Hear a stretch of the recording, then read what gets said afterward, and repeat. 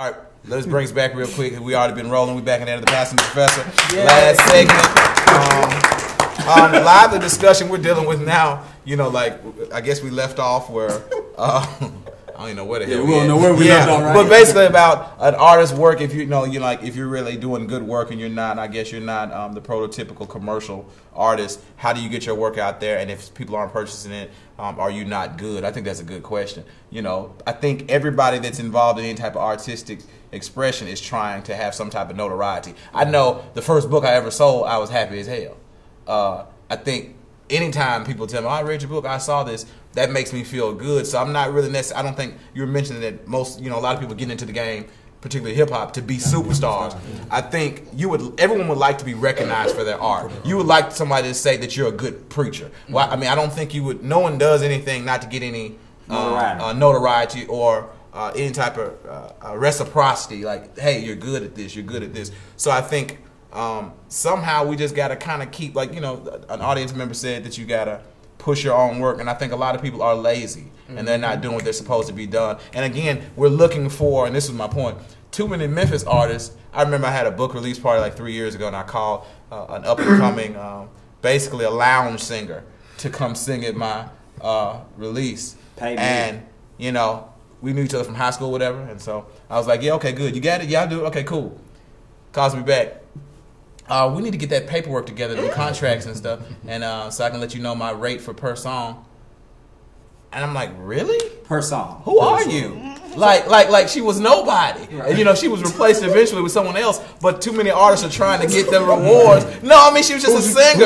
I ended up getting Tanya Dyson. Shout out to Tanya Dyson. And another LOC grad. Hello, somebody. There you go. Magician. And so, like I'm saying, like, it's funny, like, too many artists on the ground floor are trying to have that celebrity status already. And that's another thing. You think your shit is too good and somebody should pay you $10, right? No, not really. Is that how they come? Is that how they come to you too? Because like we were saying, I was like, you know, some guy cussed me out, literally cussed me out because I did not buy his CD at the gas station. Some are very Hollywood, very Hollywood, but some are very humble as well. And some are willing to do what they have to do. They utilize social media to get their music played or promoted. I mean, it's just a variety of different type of artists out here.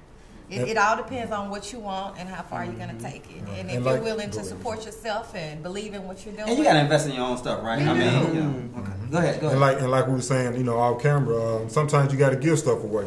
Because we, you know, our first couple CDs and projects we were selling. But shameless plug right now, you can go to personboys.com and download Airtime Volume 1 for free. I'm on it. Yeah, we got G on it. So right, exactly. Hey, shameless. So you can go check that out right now for free. And so sometimes the artist you got to give it away because, like you said, you don't. I never wanted to be the guy at the gas station harassing somebody to buy my CD. Just don't cuss me out. Right. I ain't had a five though. And even more to that, rappers in general have such a negative. It has a negative connotation. When you say I'm a rapper nowadays, it's a negative connotation. So I never like to say we're rappers. We do music. We do music that's rap music. Right, we're artists. So if you know your music's good, right, you can give it away for free. And if people want to hear it and like it, they'll come. But let's be honest. What Badu said. Keep in mind, I'm an artist. I'm sensitive about my shit. I'm sensitive, right? So let's be honest. Sometimes you grinding. Sometimes you giving stuff away, right? And you in the game for a minute. And it still doesn't seem to be giving you much return on your investment.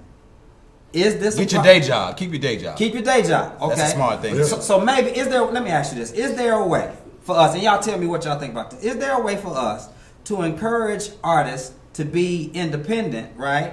And to promote and produce their art, and at the same time be mindful that you probably need to keep your day job? Yeah.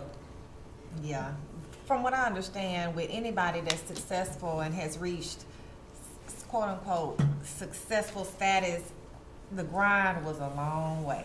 I mean, what you see on TV right now, it didn't just happen overnight. No, for none of them. Right, none of them. We don't tell that enough. Right. So it takes a while.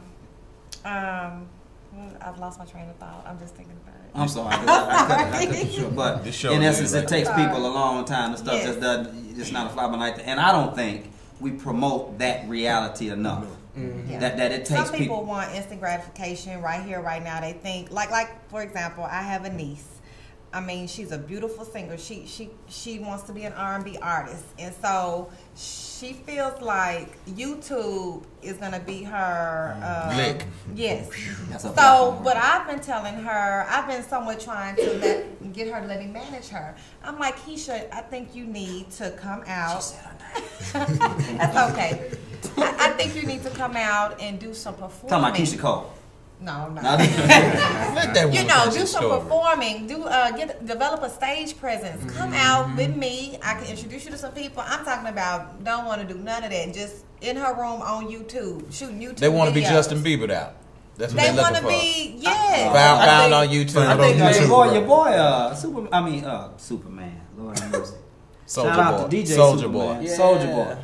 But we got to say Justin Bieber's an excellent YouTube I was going to say, star. We got to understand that, you know, a lot of these up-and-coming artists have taken advantage of the things that a lot of the older artists didn't have to do back in the day. So you got your YouTube, your Facebooks, and those type of things where you can blow up, and it's all about your likes and how many people like you now. Because if I get 1 million likes, I can go do a show and I can get money. I ain't got to worry about no deal or nothing. You know what I'm saying? So it's more about these days.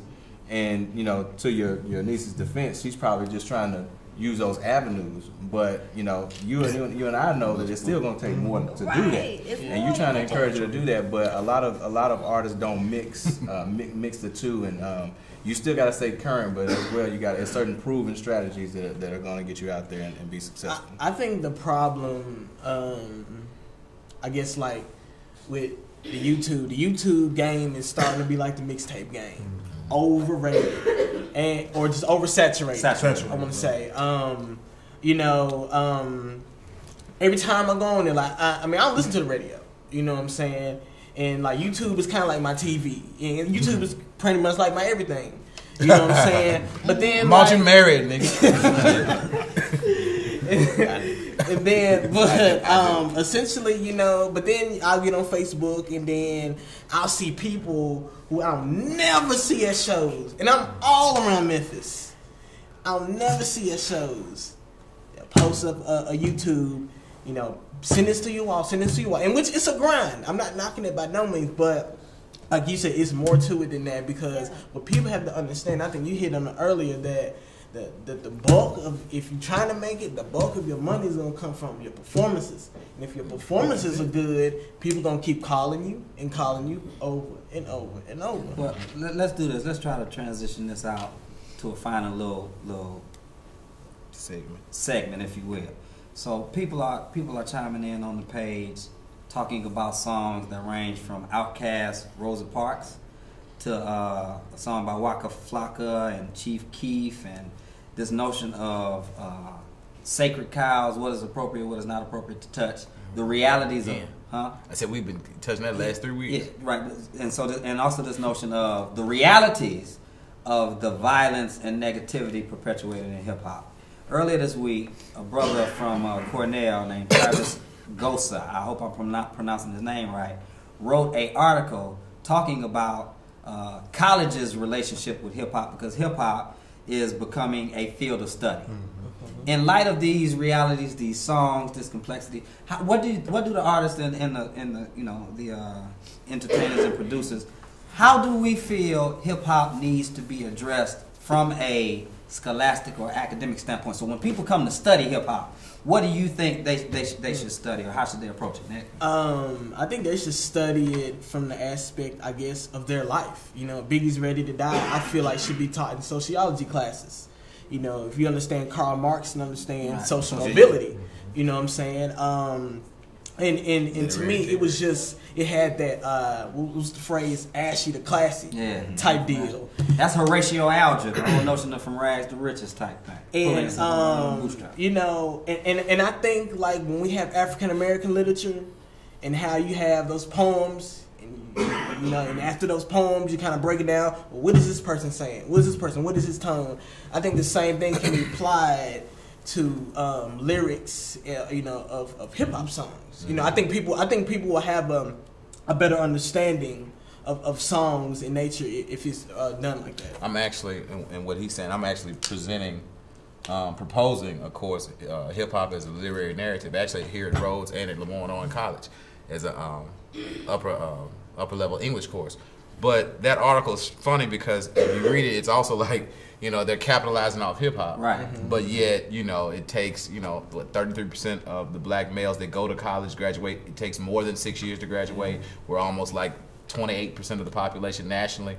So they're saying they're capitalizing off something that's blackness or what's considered, you know, American blackness, but then it doesn't represent itself in the classrooms. Also, the funny thing about the scholarly tip is, even in theology with preaching, everybody's kind of capitalizing and trying to hone in on hip hop, whether it's the style or what have you, and it's become commodified where people, like, I have a hard time. Some people just don't need to be really talking. I mean, they're not really rap fans. They don't really understand what rap is. You know, rap goes back to Gil Scott-Heron, the Black Power movement poet. That's where it all starts. So Waddy on the Moon, right?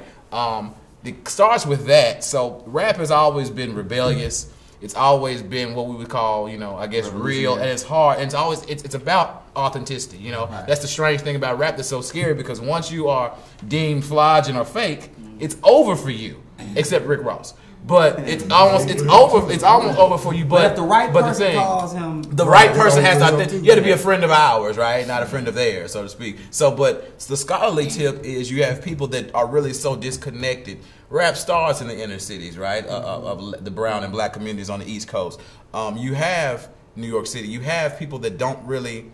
They never touch and reach out to these communities and don't know what's happening, and so they're just analyzing it as a basic piece of literature, right? They're not looking subtextually, extratextually, inter or intratextually at what's going on, because you can explicate the rap. Everybody, there's not a piece of rap. There's rarely that I don't listen to the lyrics, because you don't know what this story is about until you listen to it. But you have people that aren't connected to the community and where this message comes from, whether, you know, there's positive and negative messages, and that's the problem. So how do you bring hip hop to academia? Like, are you choosing certain rappers and breaking down their lyrics?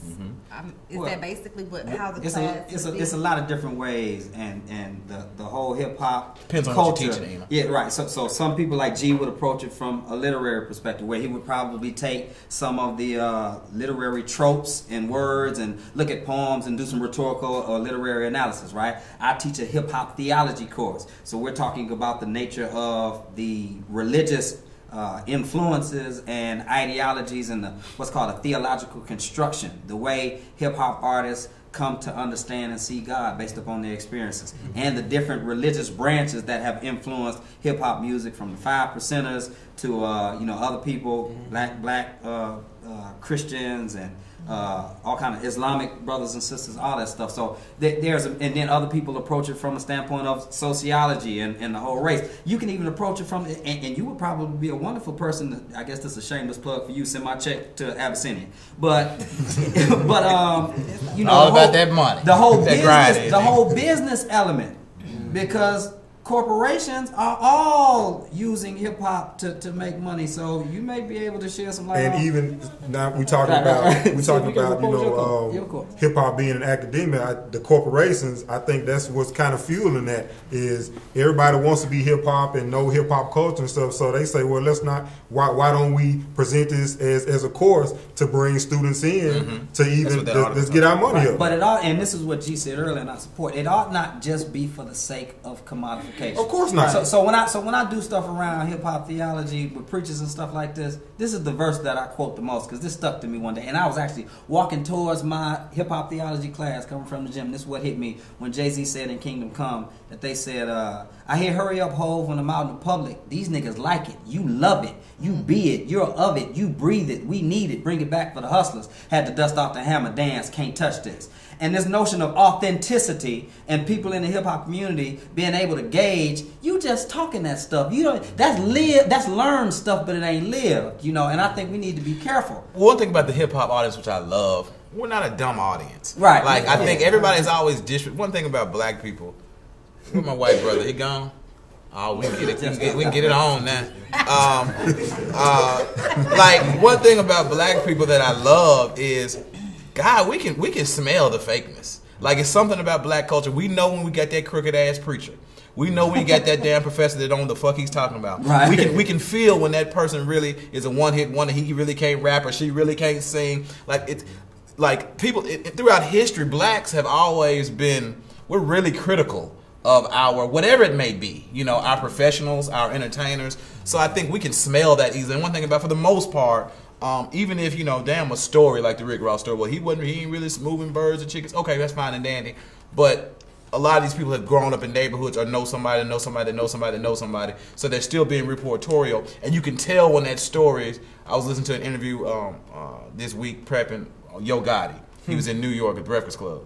And he was mentioning that sometimes he'll go places and people will tell him, we can tell that you've lived that life or you know somebody that has, because certain shit you just can't make. You just can't sit down and bring somebody out of some suburban area and just say, sit down, and they ain't never experienced this and write. Yeah, they could write about it just by seeing the news or whatever, but you can tell the verisimilitude or the realism in there. So I think that's one thing about hip hop and black culture. We pretty much we can tell, you know, when you're not really up to par. This is not who you are. So I think we're really good at weeding out the fakers. So let's close with this, and starting with you, Nick, and we'll come on down.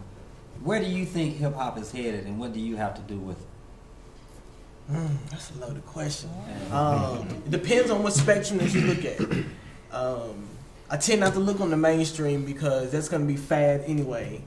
I look at hip hop as, you know, for the people who have the message in it. You know, and the underground, that to me represents like the true hip hop. And I think hip hop to me, it's I think it's definitely powerful. You know, probably even more powerful than it was. Again, we have classes now for it.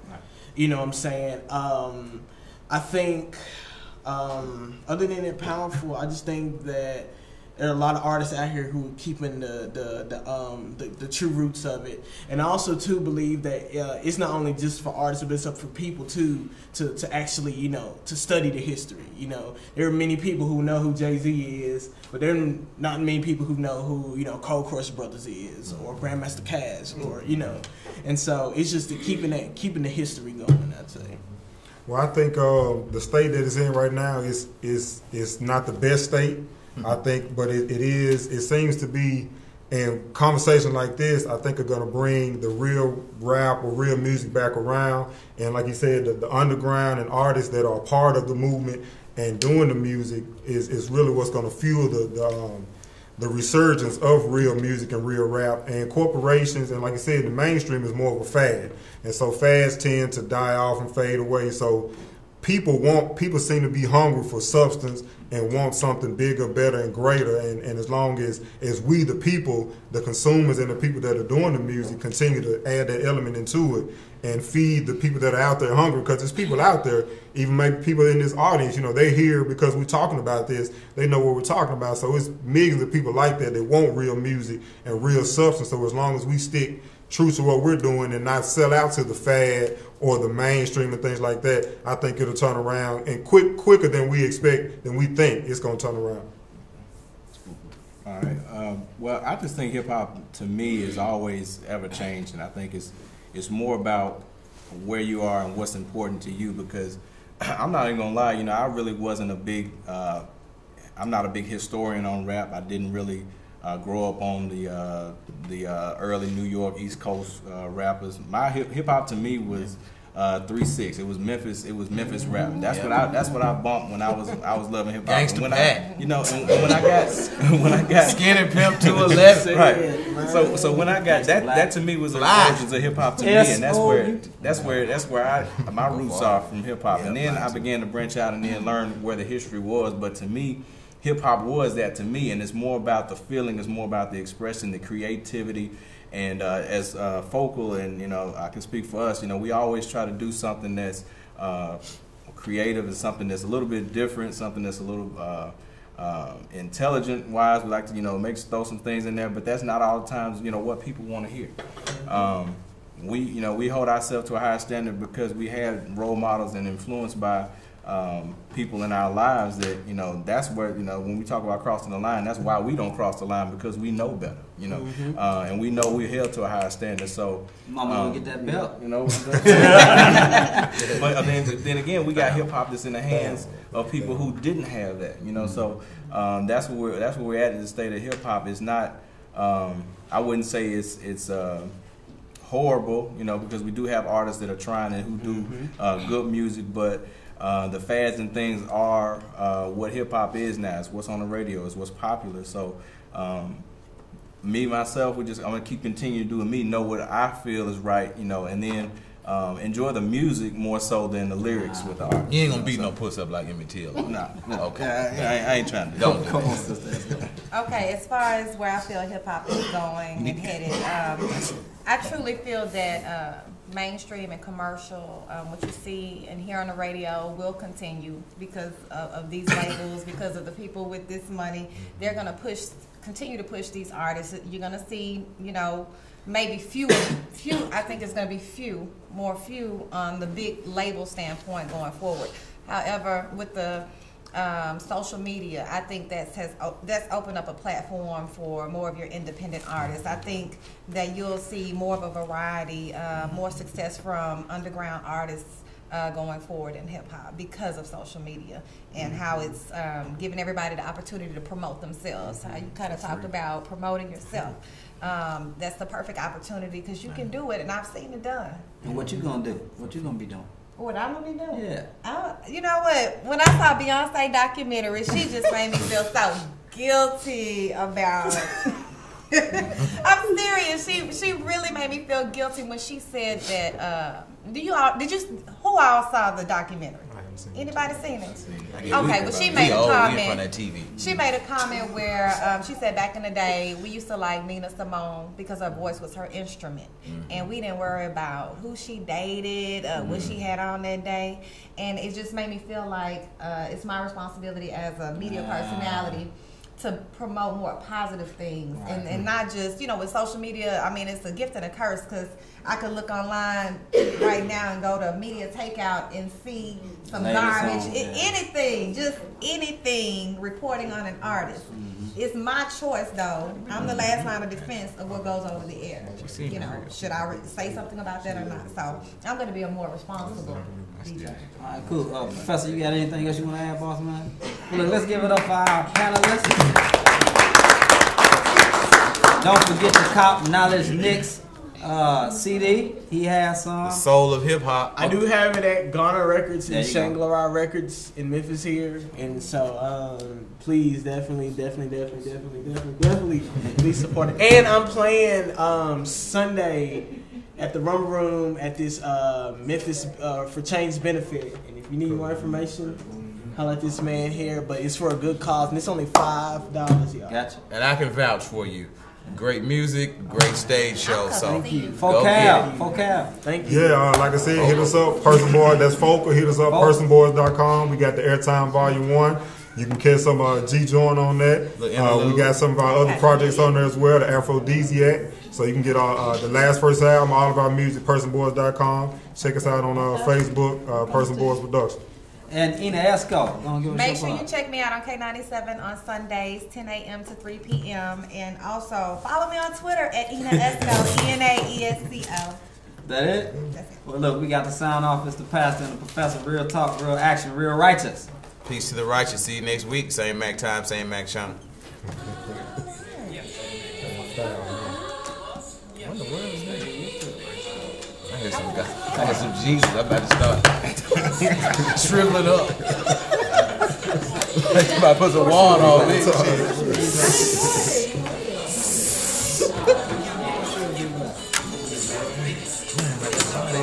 I know you trying to get